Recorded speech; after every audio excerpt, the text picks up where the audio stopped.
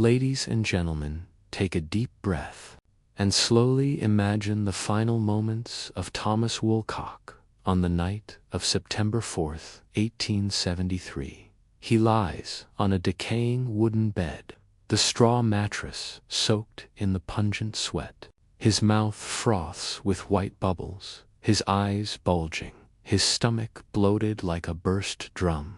With each contraction, he claws at the air, his nails tearing through skin, blood dripping, his groans unrecognizable, only the sounds of an animal tortured in a mine. Elizabeth kneels by his bedside, her hands trembling as she holds a silver spoon, attempting to feed him the last spoonful of water. Thomas gazes at her eyes, a mix of pleading and terror, then suddenly grabs her wrist, squeezing so hard that the bones crack. You put something in it. His weak question escapes, accompanied by a gulp of dark red blood spilling from the corner of his mouth. Then his hand drops limply. Silence. Only the wind howls through the cracks in the door and the sound of the rain drumming on the tin roof. Dr. Heinrich Bull arrived that same night.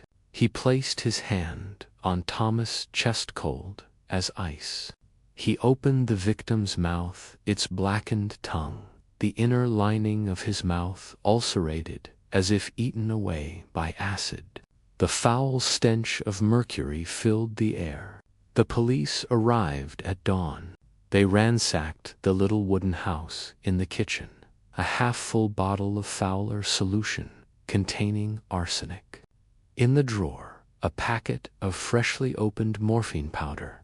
On the table, a jar of mercury ointment she had bought just the week before. Under the bed, a blood-stained cloth with white powder traces. On September 13th, Elizabeth was arrested. As the handcuffs tightened around her frail wrists, she whispered one sentence, her voice breaking, "I didn't kill my husband." The trial in December 1873 at the Supreme Court of Adelaide, packed with so many people that the air felt as hot as a copper mine. Prosecutor John Downer, with a voice sharp as a scalpel, raised the bottle of Fowler's solution high before the jury of 12 men. "This is not a tonic. This is the death sentence." She had no real defense lawyer, just a hastily appointed man, fumbling in the face of the evidence. Witnesses took the stand, one after another.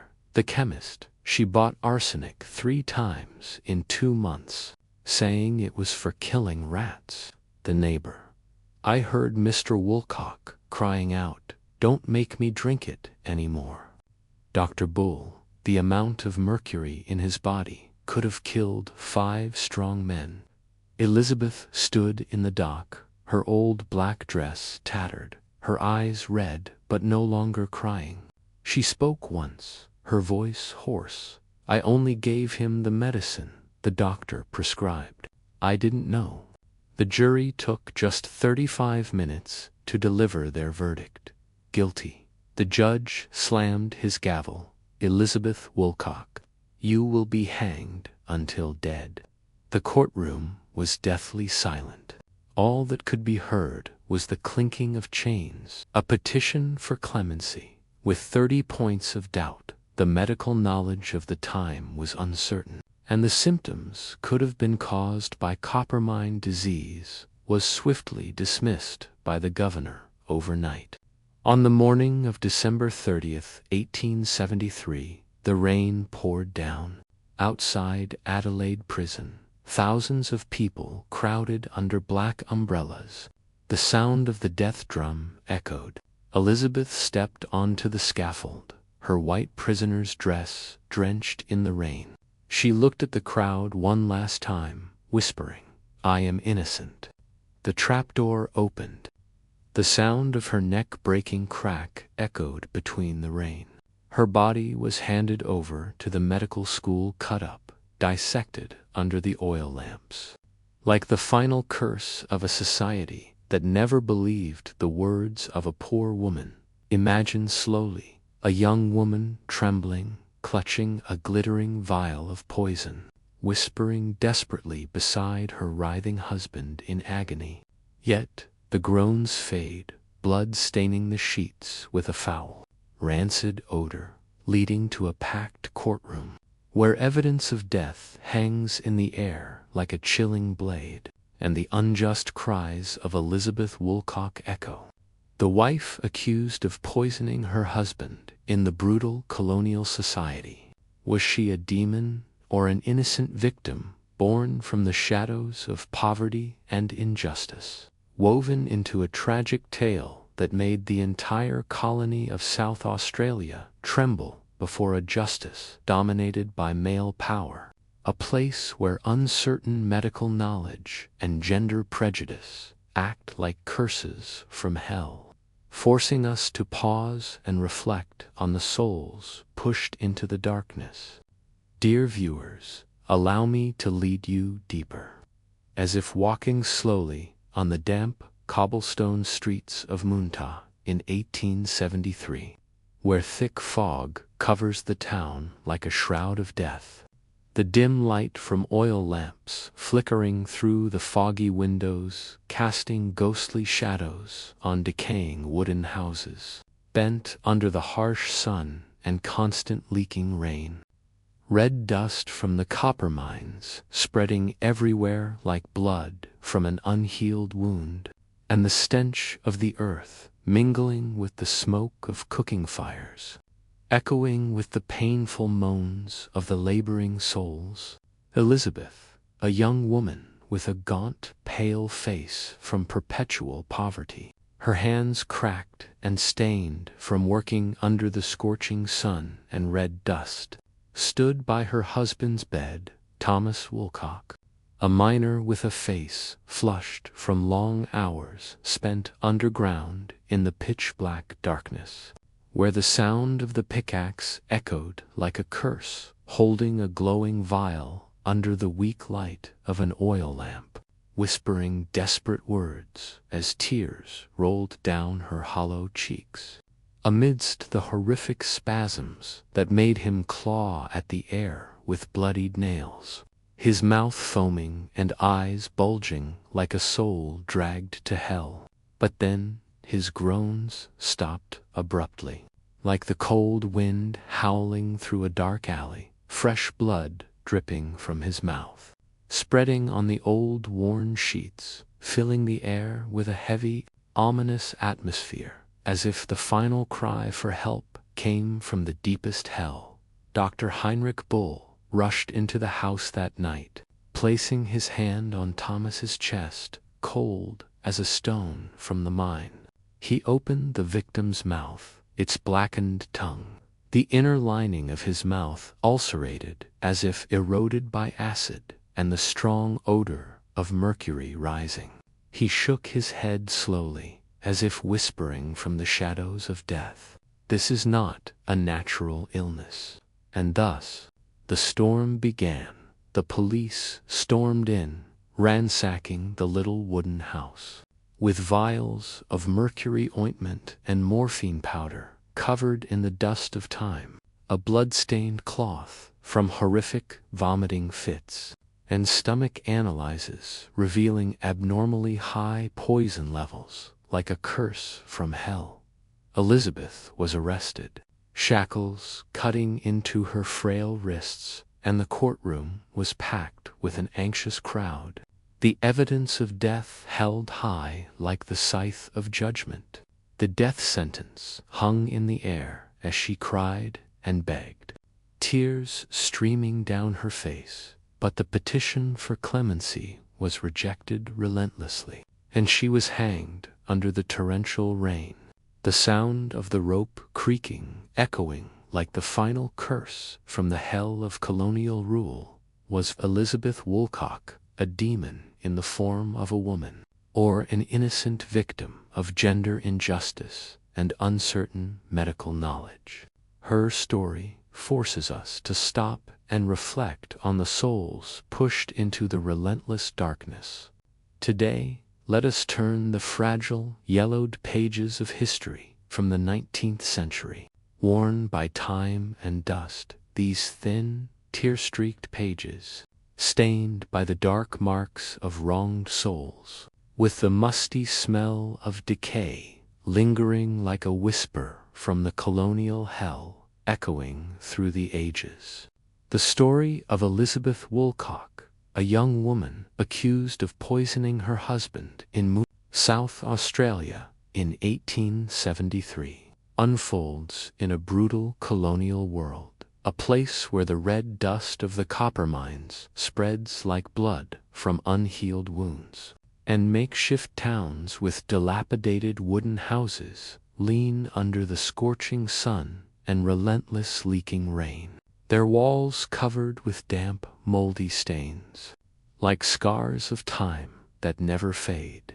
It is a world where a patriarchal society binds the souls of lonely women in heavy, rusted chains, leaving them in endless torment. Dear audience, let us pause and ask ourselves slowly, with breath as heavy as the howling wind sweeping through dark alleys filled with decaying refuse, echoing with cries of injustice, was she a cold-blooded killer born from the deepest colonial hell? With trembling hands clutching the gleaming vial of poison under the flickering light of an oil lamp, casting shadows over the room? Or was she simply the tragic victim of a brutal colonial society, as sharp as a cold knife that severed all hope, breaking her soul in a place where endless poverty left her with nothing but stale bread and foul,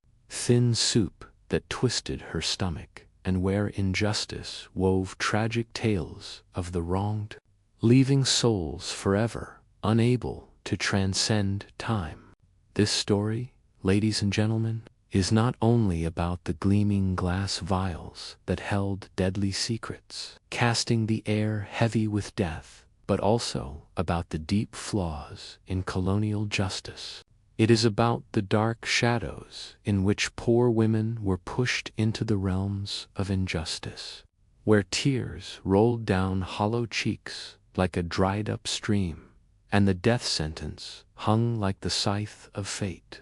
It is about the long-lasting echoes of tortured souls that make us ponder human nature in such a chaotic time, where chains of societal expectations lashed at them like a whip, tearing through their flesh with the stench of injustice and wrong. Unforgettable, like the deep cuts of a blade through flesh, etched into history, we will delve into each detail, from the days spent wandering in the red dust of the copper mines, the sting of burning skin, to the moments when she bought the gleaming bottles of poison, which made the town whisper in trembling fear.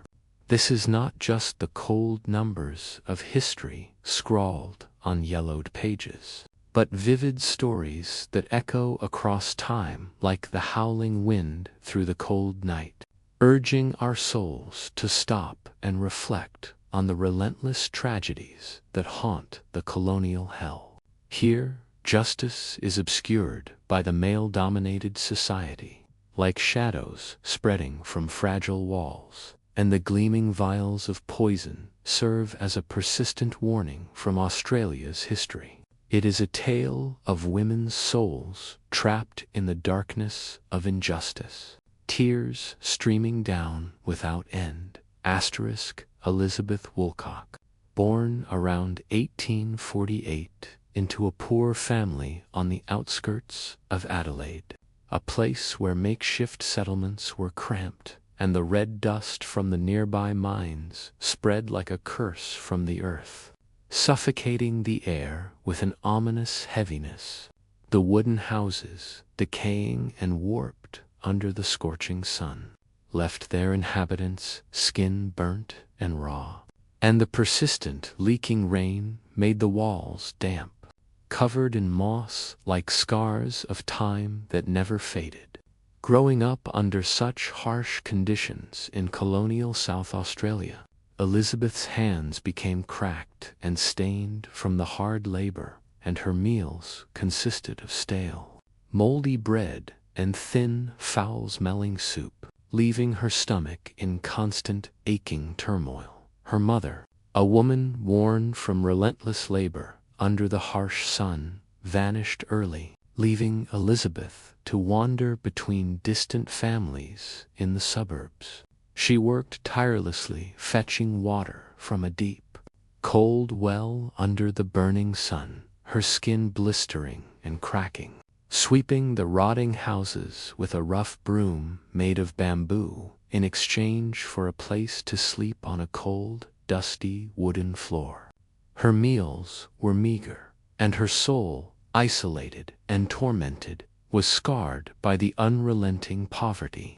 From 1852 to 1855, she had no stable guardian, sleeping in makeshift tents on the outskirts of the town, with the flimsy fabric fluttering in the howling wind, carrying the red dust of the mine like blood from an unhealed wound, causing restless nights filled with nightmares of endless loneliness. Later, Elizabeth lived with distant families in the suburbs, tending animals in dilapidated pens with the stench of excrement and withered hay suffocating the air. She washed clothes under the hot sun, her cracked hands stained with the rough soap, her tattered shoes scraping along the cobbled streets, her skin burning from the relentless red dust. By the mid-1860s, she moved near a newly established copper mining town, with its cracked, cobbled streets, warped wooden houses, and a laboring crowd crowded under the scorching sun. It was here that she joined the Wesleyan community in 1865, assisting in the church with long, drawn-out prayers under flickering oil lamps and the dim glow of yellowing candle stubs that cast long shadows, and at the Sunday school, where she taught poor children to read and write on worn, yellowed pages, their little hands trembling as they held rough pencils on reused paper, the words barely legible, like cries of injustice from the very depths of hell. In 1867, Elizabeth became a housekeeper for Thomas Woolcock in North Yalta, a widowed miner with a gaunt face from long hours spent underground in the darkness of the mine, where the echo of the pickaxe was like a constant curse, and his rough hands were stained with copper or under the faint light of the mine. They married quickly on March 10, 1867, in the Wesleyan Church in Munta, with vows that seemed to echo through the dusty red air like promises from the deepest hell, never to be fulfilled. Their married life was filled with turbulence, as Thomas, a miner at the Munta mine, would often return home drunk after long hours of grueling work. His face would be flushed with rage, and the walls would echo with his angry shouts. The chaos of thrown objects breaking against the dirty, dust-stained floor, while arguments raged on and the neighbors whispered in fear from the dark, filthy alleys. Elizabeth, with her hollow face and skin pale from the exhausting work in a cramped sewing shop, would often run to the neighbors during those nights of constant rain, the water dripping with a foul smell onto the dirty floor, crying by the fogged window with tears streaming down her hollow cheeks. She was pulled back, however, by Thomas' desperate pleas or his furious outbursts that cut through any hope like a cold blade. In 1873, after the death of their newborn child, a tragedy that shattered her heart like broken glass in the burning sun, the tension between them grew, exacerbated by the horrific symptoms of Thomas after he drank the medicine Elizabeth had purchased from the Moonta chemist, the glass vials filled with mercury ointment and morphine powder, supposedly for treating insect infestations or chapped skin, became symbols of the suffering that would unfold. The slow unraveling of the tragedy, dear audience, was not merely the terrifying symptoms of Thomas. His stomach burned with an unrelenting fire, his body convulsing in agony on the decaying wooden bed, shaking like dead leaves in the howling wind, vomiting incessantly with the foul liquid spilling onto the dirty floor, causing neighbors to whisper in fearful awe. It was also the dark secrets revealed during the investigation, with Dr. Heinrich Bull prescribing mercury and antimony for stomach issues.